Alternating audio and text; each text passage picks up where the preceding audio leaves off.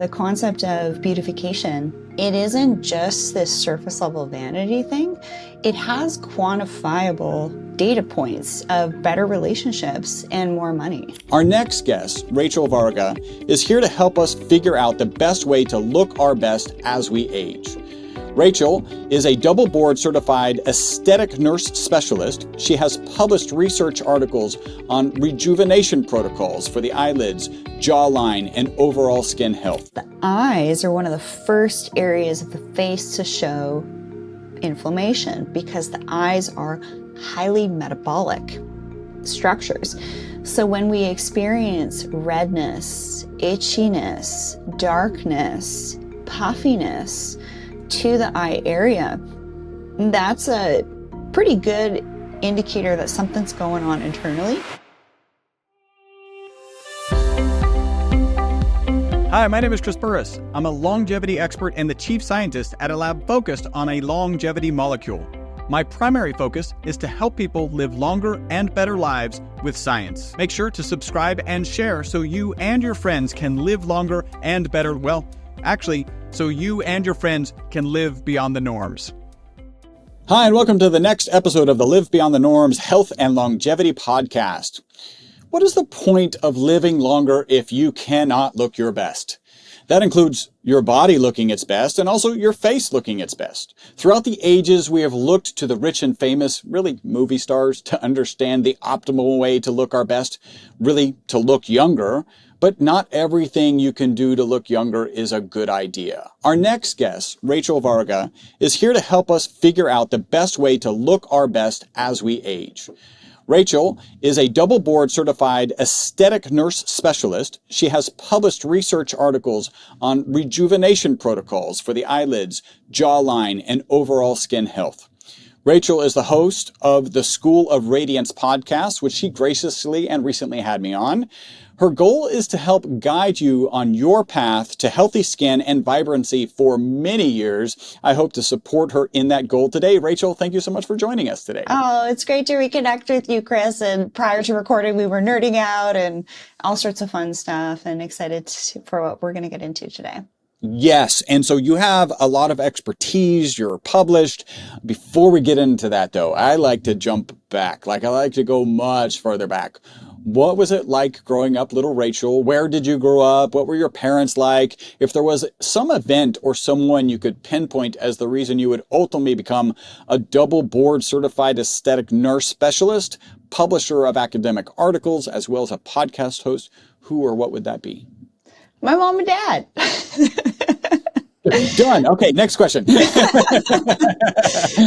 I mean, it all makes sense. Let me break it down. I'm a fifth generation Islander from Vancouver Island in Canada here. And it's funny, I was on Instagram the other day, and one of my friends and, in the health and wellness space, Drew Canoli, the founder of Organifi, he posted a cute story of how he dressed his daughter that day, and she had on this little tutu. And I remember I was a flower girl growing up, just imagine me in 4-year-old version. And I would wear this crinoline that I wore under this dress with pink gumboots and dance around the yard and singing God Has a Plan for My Life. And so a really great, happy childhood, lots of nature time, great family life. Parents just celebrated their 50th wedding anniversary on a cruise. My mom's a nurse. I saw the grind of night nursing. She was a geriatric nurse, charge nurse at a facility, and really just gave her all to caring for her patients and the families, to the detriment of her body. Breast cancer, weighed 210 pounds at one point, and she lost all that weight when I was about 14. So that instilled diet, nutrition, healthy living practices at a very young age. And I saw in her what kind of nurse I didn't want to be, which was that shift work nurse, and just the detriment that it had on her health, especially during menopause. And then my father is a carpenter.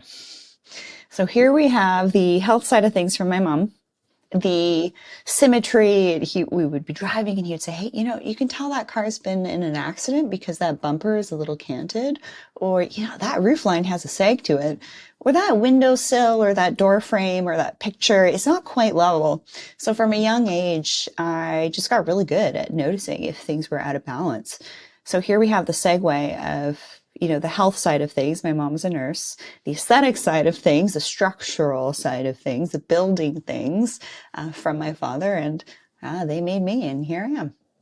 That's pretty awesome. So at a very impressionable age, you see, and probably at the point that you're just about to realize that your mom is in an unhealthy state, she steps up to the plate and transitions herself into a healthy state. Never an easy thing, but what a great lesson for you.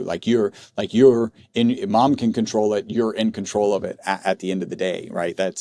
And also maybe avoid it to begin with. When you start talking about nurses, I remember I dated a nurse once, and it's crazy that there's a thing called nurse's bladder, which is right, like your bladder gets expanded because you're so busy on the floor, you don't have time to go use the bathroom. Like that should not be a thing. Like that's just crazy to me to think. So I did my time as a pediatric ICU trach vent nurse as well for a couple of years before getting into aesthetics. But actually, when I graduated nursing school, I didn't feel done with education. I was like, I'm ready to continue to learn more. I have the mental capacity, the brain power to put more stuff in there. So I considered actually becoming a physician myself. So after nursing, I took Gen Chem, Organic Chem, Biochem, wrote the MCAT, wrote the DAT, just to kind of keep my options open. And during that time, I wanted to see what it was like to actually be in a practice, be in a surgical practice, the operational side of things. In oculoplastics. So eyelid surgery is kind of like the upper echelon in the aesthetics world. You have your dermatology, cosmetic dermatology, plastic surgery, cosmetic plastic surgery, and then oculoplastics. So that's where I've resided in my whole career.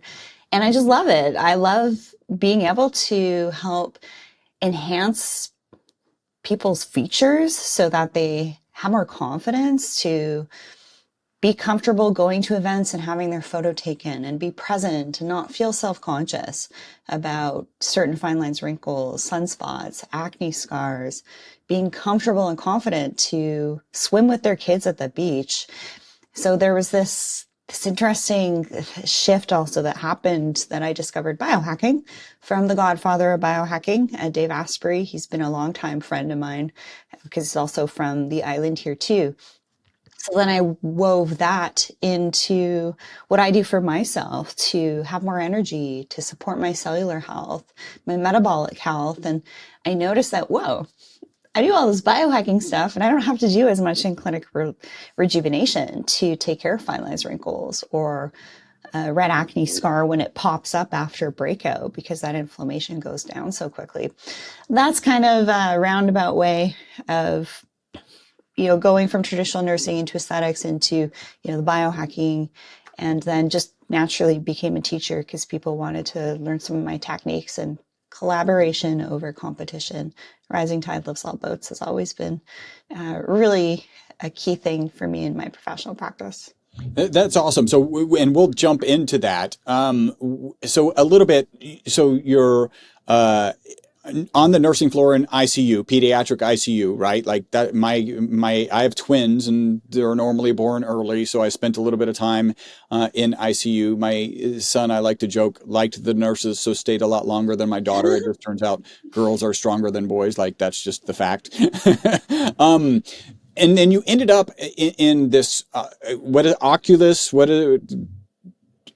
Oculoplastics. So ophthalmology, it's basically the eyes and then the skin around the eyes. Okay. So upper, lower eyelid surgery. Did you look at, so you're really trying to get some experience in a practice to see like, what does a practice look like? Did you look at any other practices? Is this just kind of landed in your lap? Did you select it? What did that look like? Yeah, great question, actually. I've never really been asked it in this way, so this is cool. When I was in nursing school, I considered doing some rejuvenation myself. I had some lines between my brows I wanted to take care of. I had some sun damage I wanted to take care of. And I went through the process of being a patient myself in the world of plastic surgery, essentially. And I thought, I felt like there needed to be more of a voice for those who are considering having rejuvenation in regards to pre and post care. There were YouTube vlogs out there, but they just weren't to the level of expertise that I thought would be valuable for myself as a nurse getting rejuvenation done at that point. So very interesting. I was like, there's a gap here. People need more information. If I feel like I need more information and insights into this world and how to do it in a healthy way with a healthy perspective, I'm here for it. And so that's kind of where that passion resided, was me being a patient myself and realizing there should be some more info out there.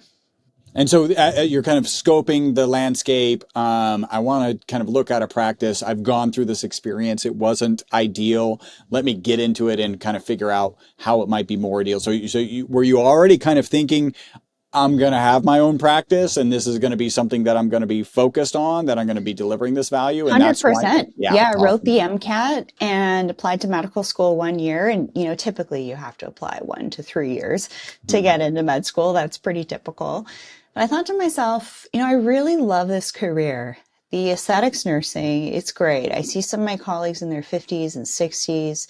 It's great hours. You just get to work with individuals and help them look and feel their best, right? So it's a great industry to be in. And I love actually kind of taking new aesthetic nurses under my wing and showing them the ropes and giving them insights as well. It's a really fun industry.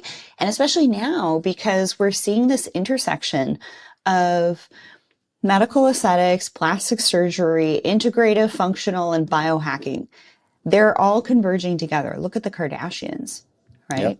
They're talking about biohacking and NAD and mitochondrial health now. Like, it's becoming more mainstream. So it's an exciting time to be involved in all those areas. There is a funny video that my social media team came to me with, the Kardashians trying to explain what biohacking was. And then I think they were interacting with Brian Johnson and he was sharing. They weren't comfortable with, like, this is how many erections I get per night. And like, why are you telling me this? I didn't realize that I was going to learn this in this biohacking. So at one point. But I mean, let's be honest. There wouldn't be enough humans if we didn't procreate.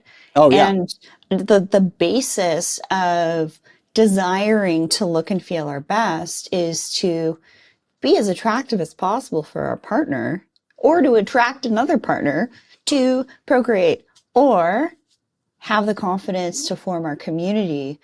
So friends, business connections.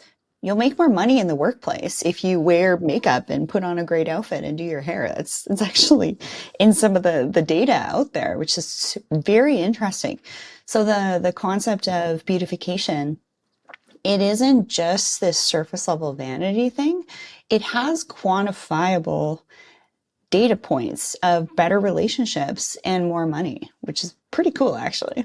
Yeah. Spend a little bit of money, make more money. I like that.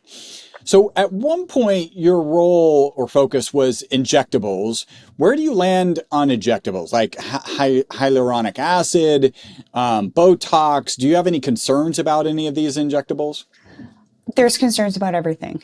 And to get back to actually the Kardashian segment with a pretty famous biohacker, he actually has his own med spa in his basement or in a room in his home.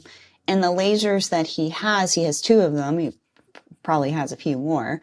But they're technologies that I've utilized over the years and actually teach other doctors and nurses how to use too, and present to groups of docs in North America on how to use it and how it works and all that cool stuff. So it's fun seeing a biohacker like him actually have his own kind of private med spa with technologies. What I'm getting at here is in about 2017, I started to see a big shift with my patients coming to see me for consultations.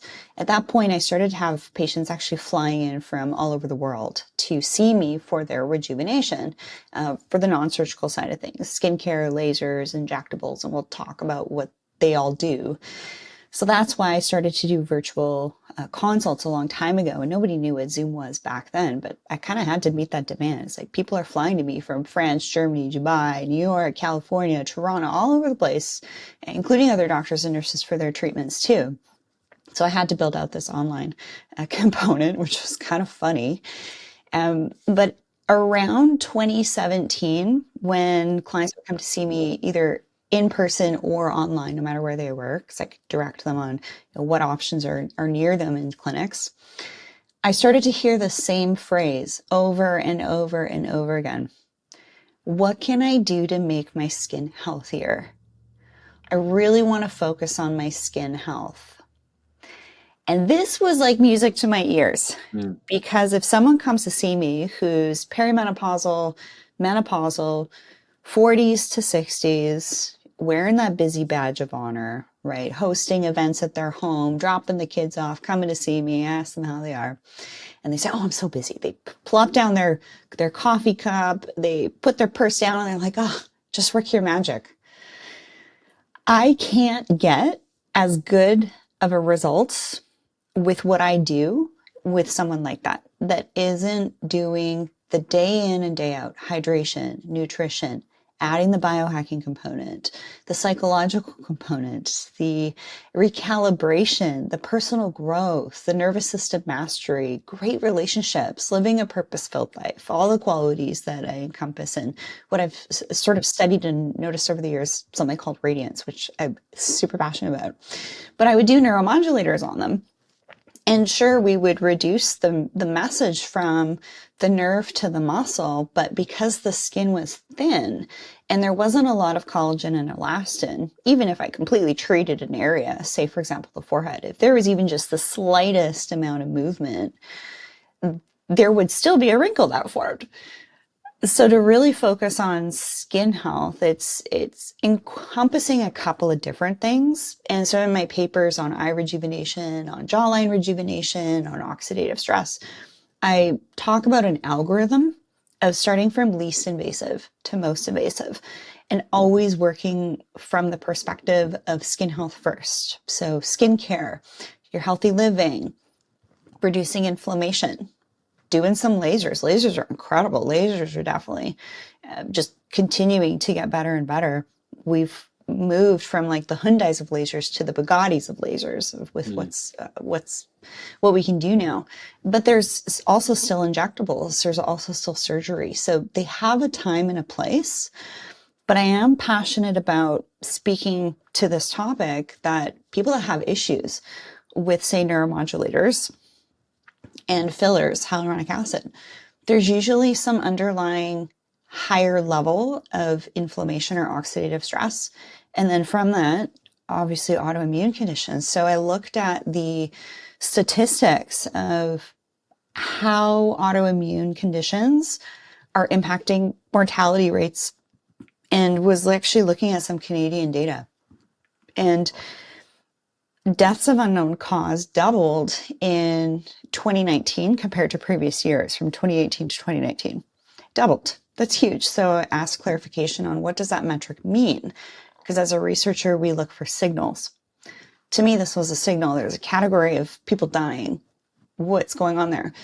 So it's either unable to receive a diagnosis or they passed before they had a diagnosis. So that autoimmune condition, right? These new things coming in. And then it doubled again a few years later. So from a safety perspective, my last paper should have been a safety piece. The editor of the journal actually said that. It's like, we should have published this for safety credit. It's for us as providers and also for you listening in general to not do certain things in the rejuvenation space, or even just overfill your bucket or overgive with things in your personal and professional capacity if there's signs of inflammation happening in the body. Always prioritize your health first. Okay, so you've got kind of this algorithm, least invasive to most invasive. Certainly plastic surgery doesn't get more invasive if we're just talking about the face in this context. Something like a hyaluronic acid would be just under that. Would you say Botox is actually below hyaluronic, or is it on the same exact level? Well, of course, this isn't medical advice. This is educational information only. If you think you have a medical condition, you must seek the guidance of a licensed physician. So you said a brand name, right? Just like a car brand name I threw out there. Oh, from Hyundai to Bugatti. We have Botox, we have Xeomin, we have Dysport, we have Nuziva, we have Revance, we have Jeuveau, we have all these different neuromodulators. A new one keeps coming out every couple of years. Botox has been around the longest, and what it is basically a core neurotoxin that cleaves the synapse to impact the movement of acetylcholine from the cleft where there's the nerve and muscle junction. And that's how it works. There are other forms of it, but they essentially all do All the right. same. You said that's how it works after saying a bunch of words. What it does is it impairs the signal from the nerve to the muscle to create like a forehead wrinkle when we furrow Okay. our brows. So is it the case? So one, in my mind, and maybe this is not 100% accurate, is only partially accurate. Wrinkles are, oh, you crinkle your brow because you're thinking or whatever, and then you get this line. But is there some consistent tension that muscles are causing these wrinkles, and then you actually inject this neurotoxin, and then it just relaxes that so that those wrinkles don't remain as deep? Do I have that right? Yeah, pretty close actually. So imagine we have a piece of paper and we keep kind of folding, and eventually you get a crease in that piece of paper. So that's like a line between the brows. So if we're focusing, or if we're side sleeping, or if we're, constantly doing this when we're resting, our hand and our face and our hand on the desk or something like that. And so we have that. We have these dynamic wrinkles that can form, and that's what neuromodulators can be helpful with. And then we also have other structures in the face that change, including the loss of collagen, elastin, fat, bone, right? So there's the neuromodulators that work on it can be really lovely actually to have it placed in certain areas to give a non-surgical brow lift or eyelid lift, or just softening the lines of the forehead. And then some off-label usage that I've published literature on is to actually shrink the jowls and also underneath the chin. And I wrote that because there was a new product on the market that looked at dissolving fat. And I thought, I don't know about this because it's in such close proximity to the thyroid. It's really expensive. It takes a long time to work, multiple sessions. And, I'm always looking for ways that how can we do this as safe as possible and as least invasive as possible. But I'm finding that there's more and more people now who they don't want to do injectables. They want to do skincare. They want to live healthy. They want to do lasers. And actually, surgery can have a more durable, impactful outcome. So sometimes eyelid surgery, brow lift, a facelift could actually be an option. It depends. But from a safety perspective, you can't say like with anything, like even, one of the products that I've made or you've made, that it's totally safe because we're all bio-individual. So the body always knows. So if you're drawn to, you listening here, to wanting to, focus on things in a really non-toxic way, focus on that skin health, there's options. If you've done that, and there's still some things you want to sort out, like you just really focus, you carry a lot of that tension and focus with bringing your brows together, with clenching your jaw, with pursing your lips. When you're doing kind of like fine, more intense things, there's things for that. If there's been a loss of the volume in the cheek, and you see the lower eye bags or the marionette zone lines, the lines from the corners of the mouth, or lines around the lips, there are options. And it's an exciting time to be around. We have lots of choices, but not everything is good for everybody. And you just always want to make that decision for yourself. Like, what do you want to do? What feels good for you? Because the people that have issues typically are going to be also experiencing that increased oxidative stress or inflammation or some of the autoimmune stuff, or even just psychologically, a lot happening in their life. Maybe there's more chaos in their everyday life that they would like, and then they add a rejuvenation thing to that of any type, and it's just like it just fills up that oxidative stress status bucket, tips over, and I think that's what we see a lot of, like on the message boards when people have problems. So I asked you about injectables, and you talked about kind of the algorithm, and so my kind of interpretation is, before we land on injectables, let's investigate a lot of other stuff first, right? And injectables may be part of it, surgery may be part of it, but let's really work on the other things first. And I think Yeah, that's the skin health component, right? yeah. Let's focus on that now.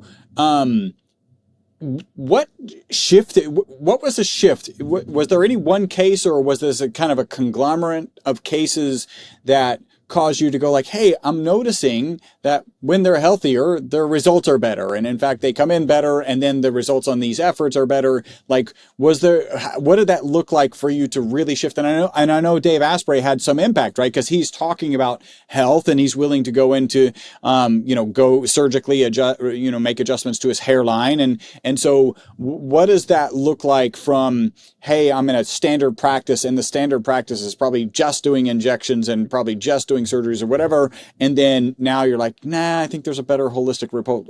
Like, how'd you get there? I love getting asked this. I've worked with clients of many ages, from teens to mid-90s. And I observed in this kind of category of those who I've served over the years, primarily in their 60s to mid-90s, that they show up and they've never had anything done. And just their presence, I ask them how they are, and they talk about their family, they talk about their kids, they talk about being in the garden, a recent trip that they went on, playing pickleball with the ladies, something that, having faith that gives them purpose and happiness in their life. And they could have all the signs of sun damage, fine lines, pigmentation, hooded upper eyelids, and it's just how they connect and are present.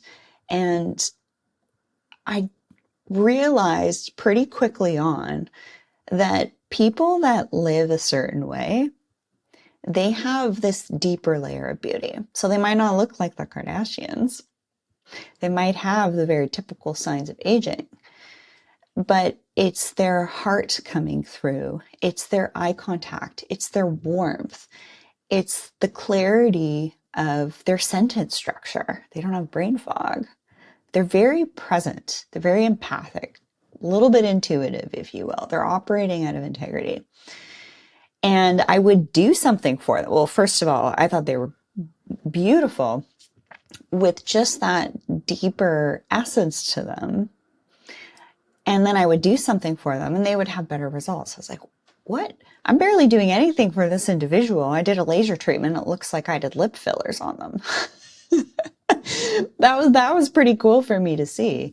And so I started to take notes from these individuals of what they were doing behind the scenes, and then finally put a word on what I was identifying, this deeper layer of beauty that seemed to get enriched with time, with maturity, with remembering who these individuals are as their own person and getting the most out of life.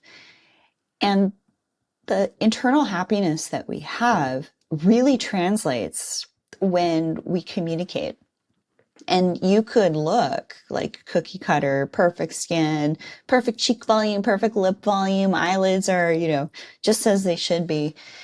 Someone could look perfect, and then they open their mouth and it's nothing but kind of low vibe, nonsense, drama, chaos. It cancels out, right? It almost like cancels out that beauty. So there's a way to, with our presence, actually become more beautiful and do the lifestyle stuff, maybe do some of the rejuvenation stuff. I think that's a little bit more of this full circle that I came to realize in supporting these individuals that they just look different. And then that term that I use to describe this is radiance.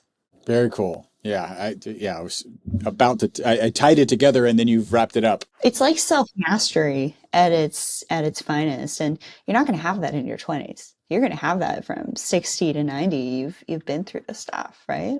Yeah. Hey, super quick break from the podcast. Hopefully you're loving it.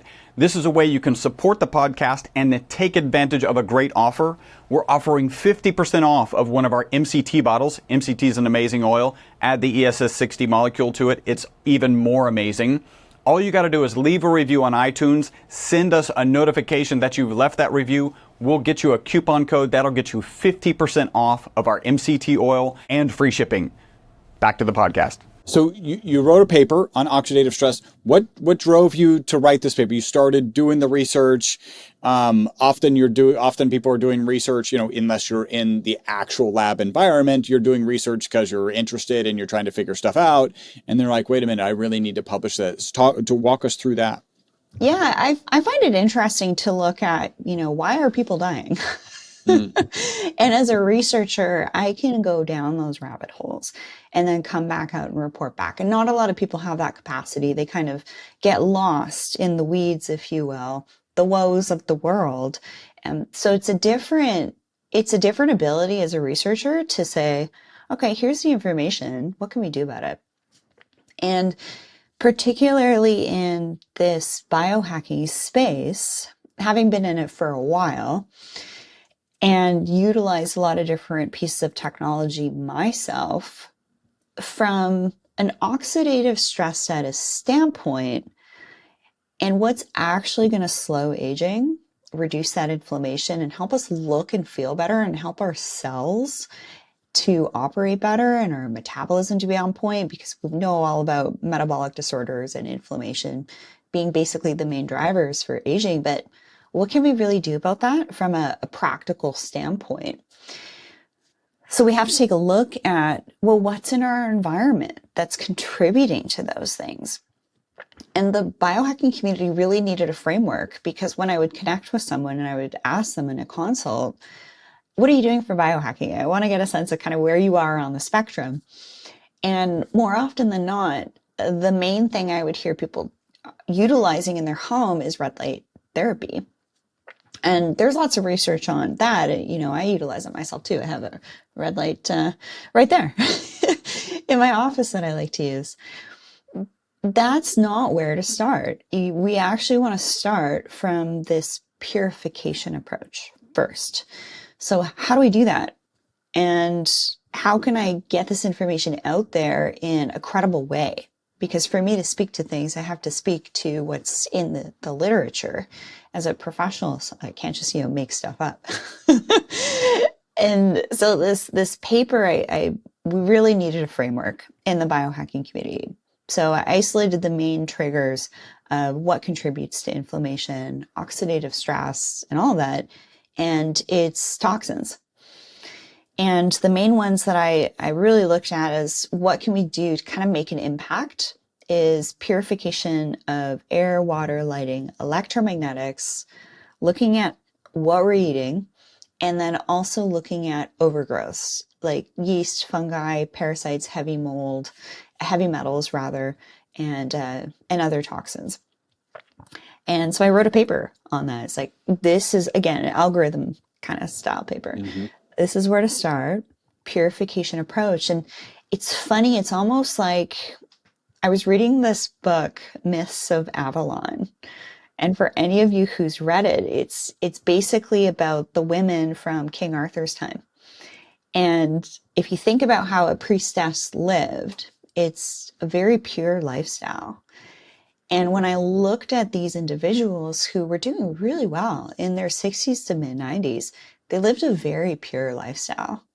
So it's not the same like, okay, you got to live like a priestess to look like a goddess, right? There's real life stuff. So it does come down to a purification approach first before getting into all the fancy things like NAD, red light therapy, different neurological technologies, these fancy beds that you can lie in or PEMF mats.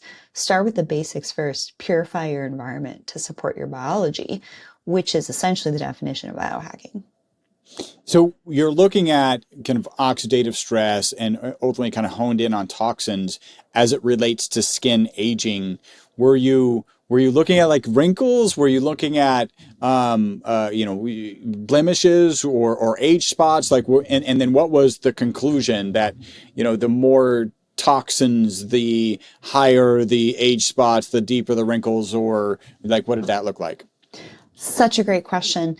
Yes, those things are going to show up, but the first area it tends to show up visibly that we can see, and actually I added this to my paper, so great question, for practitioners to actually look at the eyes of who they're considering doing something on, because the eyes are one of the first areas of the face to show inflammation, because the eyes are highly metabolic structures.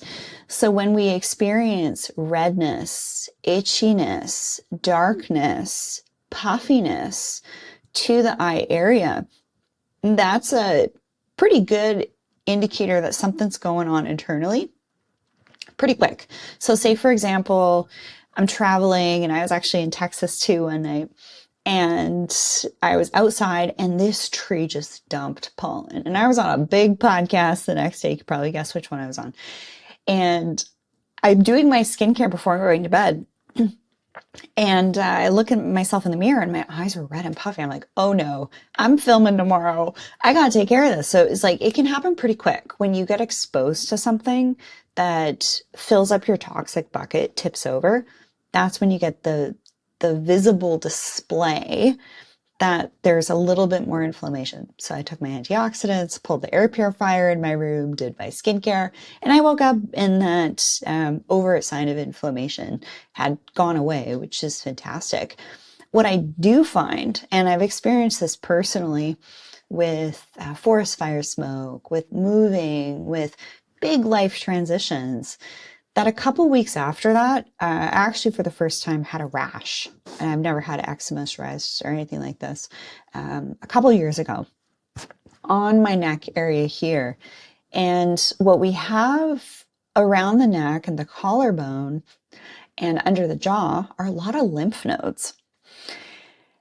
And when there's stress with the immune system, we can see issues on the skin. And for me, and everyone has their own, whether that's back knee, whether that's breakouts, whether that's headaches, whether that's just brain fog or redness and puffiness to the eyes, we all have our own way that the body will physically display to us that something's a little off. And if more of us took the time to be more still and be in a more relaxed, parasympathetic rest and digest state, not always in this busy high cortisol state, and we actually took the time to look at ourselves in the mirror. How do we look that day? How are we feeling? What kind of thoughts are we having? What's our energy like? How are we showing up for ourselves? And in our relationships, are we overgiving? Are we caring enough for ourselves? What's physically being displayed back to us in the mirror? What is our body trying to tell us? So becoming more embodied. So that's why I love going to the gym, really being in my body, being in my breath, nervous system mastery. These are all components. So I'm touching on a lot of different things here, but basically when it comes down to what we can see, it's usually the eyes first when we're exposed to something. And then maybe a week or two later, we'll see it on the skin in the form of like a breakout, that redness not going away quickly, or itchiness to the scalp, or a rash on the skin, or brain fog. So I wrote the paper for more practitioners to basically be aware of that too. And again, this goes back to this, hey, let's focus on this underlying health because that's ultimately going to really enhance radiance, which should be and is the real goal. I think that's fantastic. As you're digging into kind of oxidative stress, I think as your focus, maybe a little bit of inflammation. I don't know how much you focus on that. Did you look at other things, or did other things like, oh, I'd love to do more research because mitochondrial health has an impact on it, because the gut biome has an impact on it. And anything that you would say, hey, this is, if I were to write another paper, it would look like this. Yeah, well, this paper, I think it's going to be like a part 1 of 4 probably. But first of all, before we add anything else, because if we look at supporting the mitochondria, if we look at supporting our metabolism and adding all these additional, say, supplements, but we're not purifying our air, water, lighting, EMFs, eating the right foods, clearing out pathogens, could that be a bit of a waste of money? I think so. I think if we just focus on our immediate environment, making our home a place where we can actually regenerate and recover, again, parasympathetic nervous system dominance, resting and digesting, that's when the body rejuvenates itself and recalibrates itself and restores itself. I think that that's where to start first, and maybe one new thing a month. Once you've really, you've got your air purifiers, your water purifiers, you're reducing your exposure to blue light, you're reducing your exposure to EMFs, you're grounding regularly, you've done the gut testing to make sure you're eating food specific to what your body wants to express your genes effectively. That's the study of epigenetics, is how do our genes express themselves.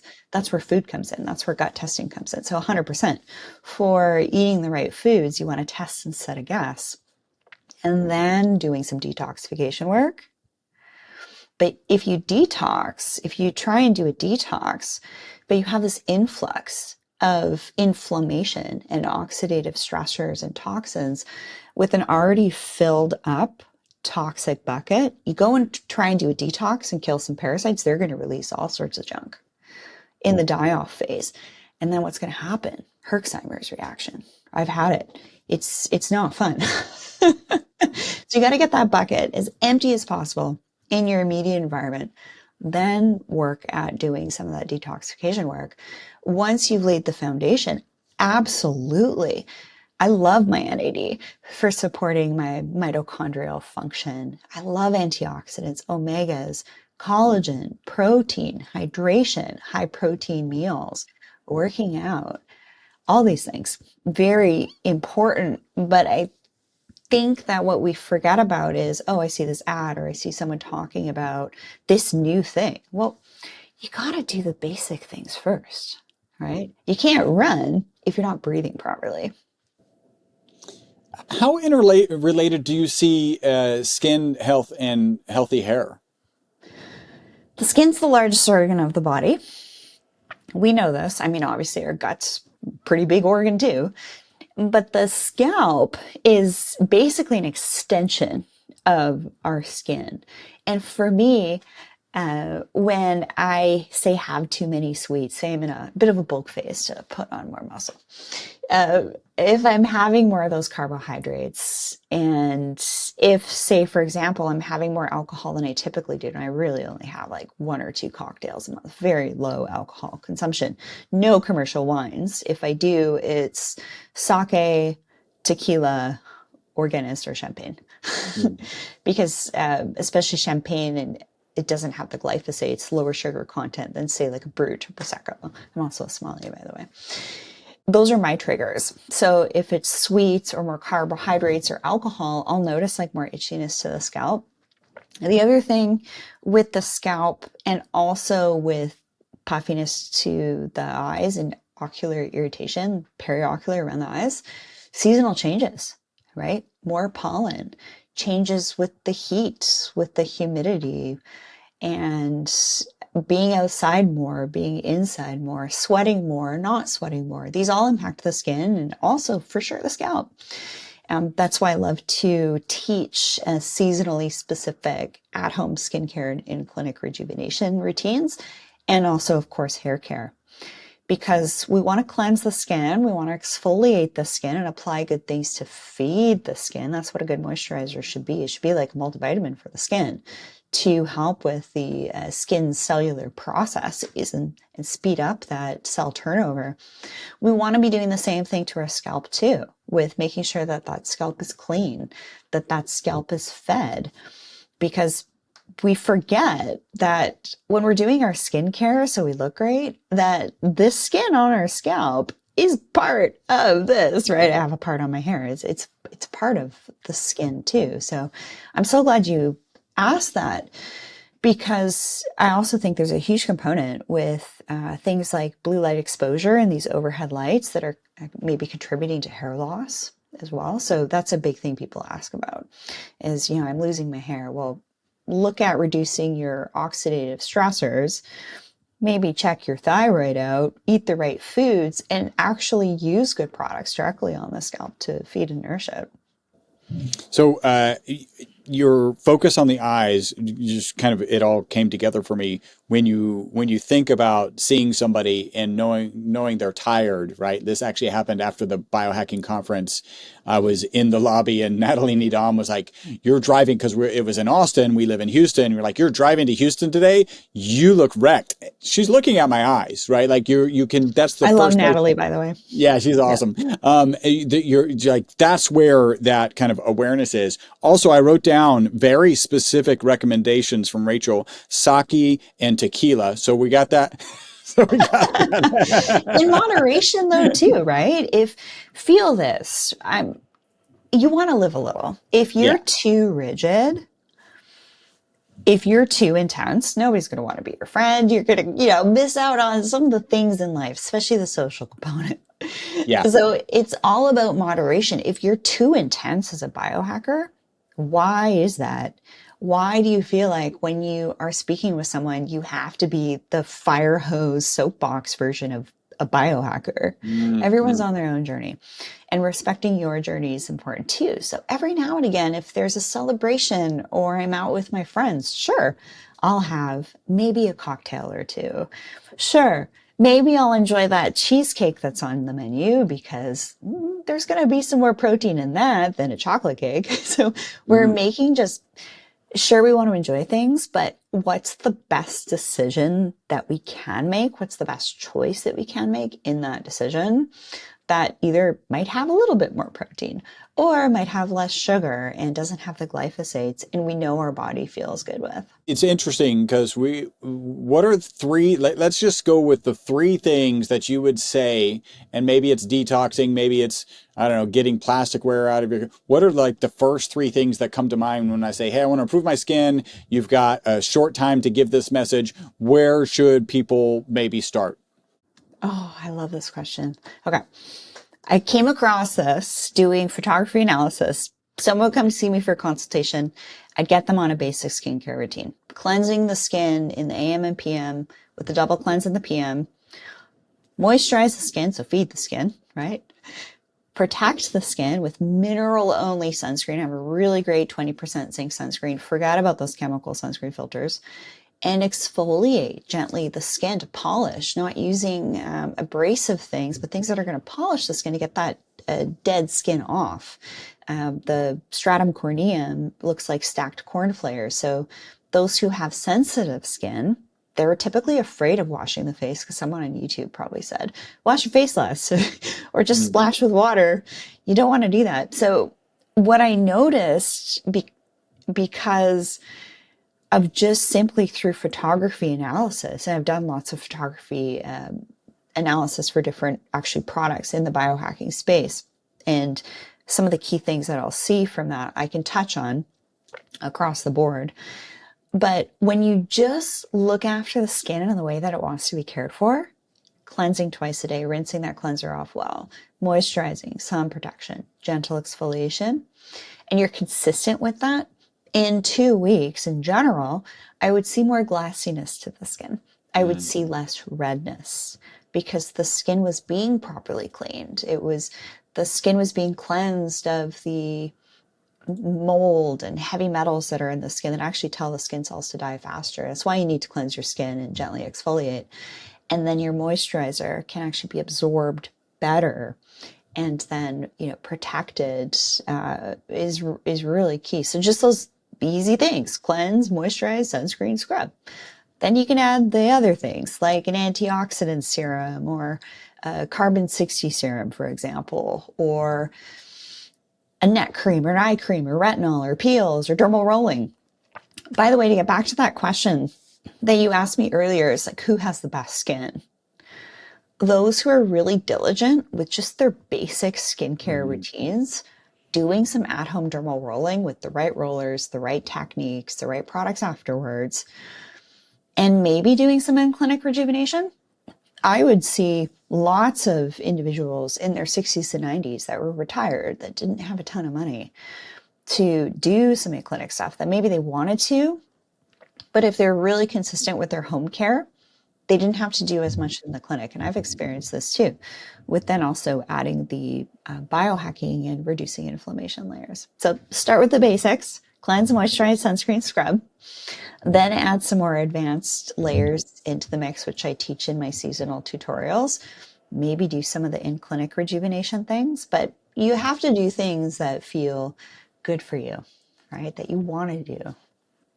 So do the basics, and then you're able to lean on the School of Radiance. You do have a skincare checklist, and we'll make sure that is in the notes. That kind of wraps up content. I'm ready for the wrap-up questions. Are you ready for the wrap-up questions? All right. Rachel, what's new in your industry that you're excited about? Ooh, the intersection and the weaving of the medical aesthetics, plastic surgery, integrative, functional, and biohacking space. All together. That's awesome. Rachel, what is your favorite health-related book and why? My favorite health-related book, and I'd probably say the Bible. Yeah? I think that there's a lot of really basic things to allow us to operate as humans with one another and be in that peaceful state. Actually, I would say that Radiance is even referenced in the Bible with the way that our skin shines, with the way that our bones vibrate, and the impact that we can create in the world and be present with others, which is love. Rachel, what was your first biohack, and why do you still do it, or why did you stop doing it? I would say cold exposure. And I'm so glad that you asked, why did you stop doing it?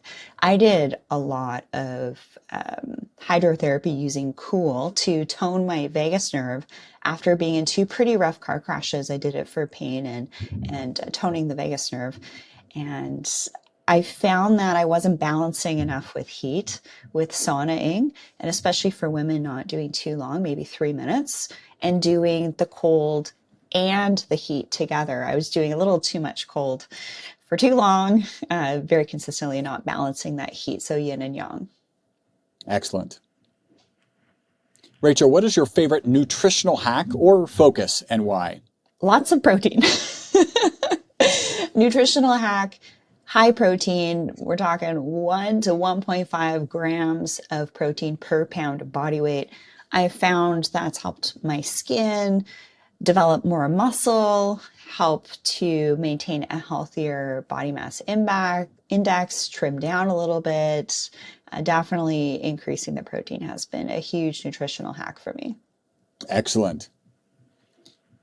Rachel, what is your favorite biohack for skin health and why? Grounding outside, because when we're indoors, we accumulate too many positive ions, and we are bioelectric beings.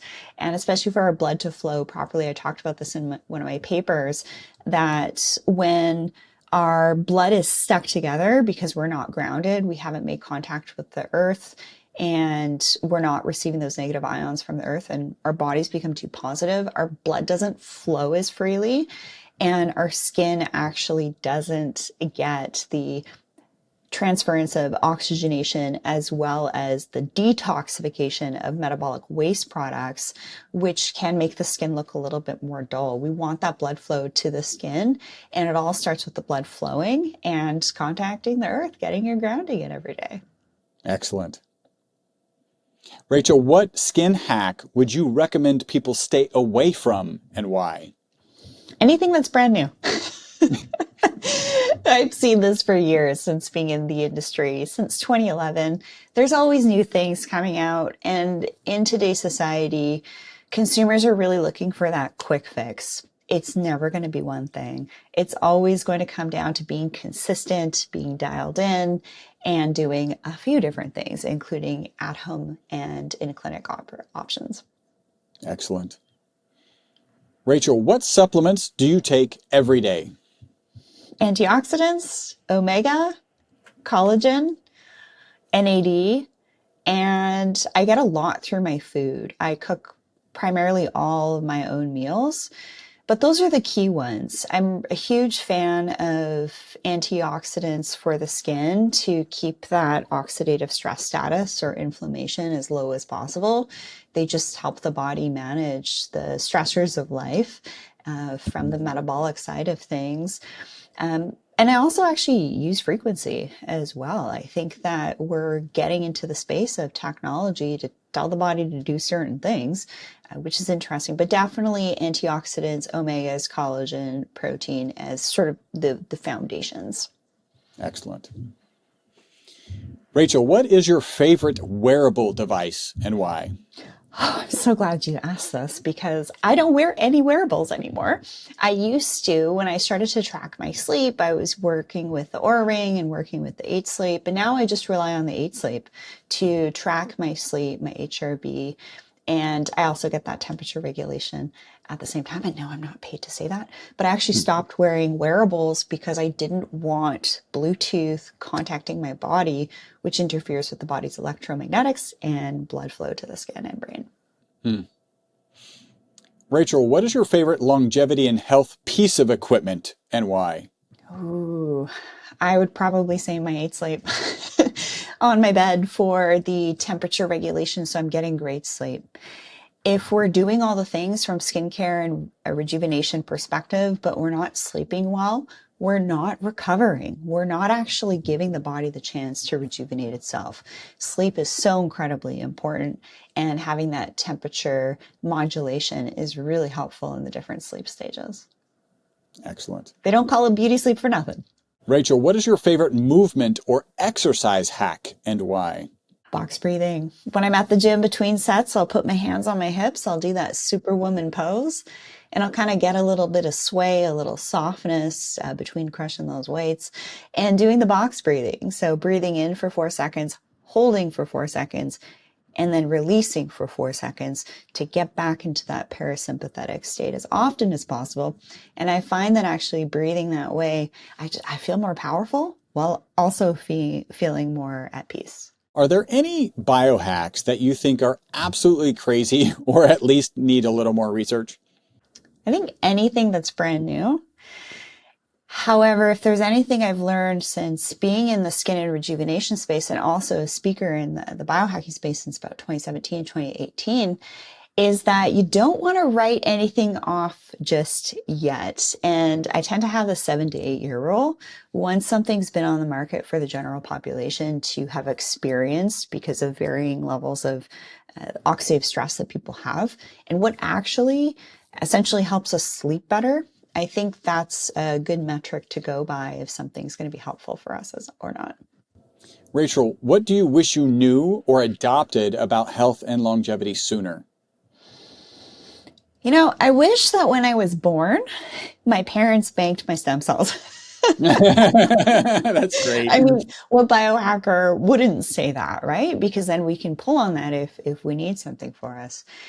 But I would say my favorite thing that's happened to me over my life is just my parents. I have a very loving family, peaceful family. I've been protected, and I'm just super grateful for that. But I'm also someone who's listening who's overcome something and it's built their resilience. So I would say peace, being grounded, having a resilient, adaptable nature is really key no matter what happens in life. All right, Rachel, myth, must, or maybe lots of protein. Must. Animal protein is better. Must. Cold plunge. Yes. Must. Sauna. Must. Red light therapy. Maybe. Methylene blue. Must. Intermittent fasting. Maybe. PEMF, Must. peptides, Maybe. stem cells, Maybe. extended fasting 24 plus hours, Must when the time is right and your body feels called. cryotherapy for skin, Maybe. collagen boosters. Must. Excellent. All right, Rachel, we have a thing called the Live Beyond the Norms Challenge. What are one or two things that you challenge the Live Beyond the Norms audience to do this week? Nervous system mastery. Stress is the root cause of all disease. The more you become embodied in yourself, remember who you are and what makes you feel good, that's going to make you more of a pleasure to be around and enhance your level of attractiveness. So maybe practicing box breathing for Absolutely. 3 times a day for a minute or so. Yeah, being in as Well, much of probably a peaceful present state as possible. Excellent. And Rachel, if you could have a magic wand in Robert F. Kennedy's position, what would you change? Give everyone the opportunity to be able to be their best version and live their purpose. And that happens the less inflamed we are, the more likely that we're going to be able to accomplish the things we set out to do, whether that's in the workplace, in the family, with sharing a message like this. You're going to be more able to accomplish that the more pure and clear and metabolically healthy you are. I love it. So Rachel, do you have a target age that you want to live to? I'm totally at peace that when my time is up, my time's up. And if you had to put a number on it, what would you like that number to be? Even if I went today, I would be very pleased with myself, with my life, with what I'm pretty certain you don't want the number to be today. No, I know. I'm at peace with whatever is in store for me, that when the time comes, the time comes. How long do you think humans can live? Well, if we look at the Bible, which can be considered a historical document, my great grandmother was the second female evangelical ordained minister in Canada, by the way. So really lovely lineage of ladies in my family. I don't know, maybe 700, 900. I think that where we're going to now with becoming more sophisticated with biomarkers is pretty exciting. However, what we're exposed to now with environmental toxins, we're dealing with different things than our grandparents were, which is why I think this purification stuff is important. So if we do the purification stuff, we do the more quantifiable biometric stuff, I think that it's an exciting time to be alive. Yeah, absolutely. What are 2 to 3 protocols, habits, mindsets, let's call them shortcuts, because everybody likes shortcuts, to longevity and a long health span that you would share? Box breathing, 100%. I use this day in and day out. I use this between sets at the gym to get myself out of a state of adrenaline and cortisol and sympathetic nervous system, because that stress is the number one risk factor for pretty much everything. And getting myself into a parasympathetic, peaceful, present state, that's the state where actually we can show up in love when it matters most to those we love most. One more shortcut? Grounding. Grounding. I love it. Yeah. Now, is there anything that you think people, maybe 1 or 2 things that people get absolutely wrong regarding longevity and a long health span? Yeah, going to the technologies first when they just need to focus on the foundations of reducing inflammation on all fronts. So forgetting first principles. Going to the technologies before the simple purification processes. Excellent. We call this the bright, shiny object syndrome. Yep. Rachel, how can people contact you? Well, I would love to connect with those of you who are tuning into this podcast. You can hang out with me on Instagram at Rachel Varga Official and over at theschoolofradiance.com, where you can find links to the podcast, my free 30-minute biohacking video, download my skincare checklist, book your one-on-one tutorials. All the resources are there. Excellent. And what in the near future are you excited about? It's funny, I was going out for dinner this weekend. Every time I went somewhere, the server would say, "Oh, what's the special occasion?" Because I have my hair done, my makeup's done. It's like every day's a great experience. And I'm really excited for the next phase of my life, especially with family and these next transitions. And we all go through them, whether it's a work situation, relationship, kids, perimenopause, menopause, postmenopause, all sorts of things. There's always look for the glimmer of happiness and gratitude in everyday moments. That's awesome. Rachel, thank you so much for joining us today. Yeah. And also for those of you tuning in, I created a special code for those of you.